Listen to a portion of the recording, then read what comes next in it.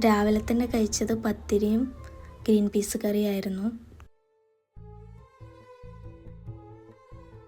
ഉച്ചയ്ക്ക് ചോറ്, പരിപ്പ് കറി, അച്ചാർ, ഗ്രീൻ പീസ് കറി, ഉപ്പേരിയൊക്കെ കഴിച്ചു.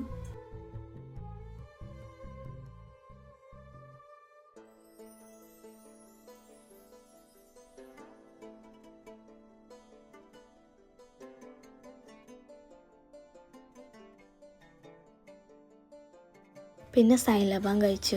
ഇത് കഴിക്കണം എന്നൊക്കെ നല്ല ആഗ്രഹം ഉണ്ടായിരുന്നു കേട്ടോ. ഒരു വട്ടം കഴിച്ച് എനിക്ക് ഇഷ്ടപ്പെട്ടു.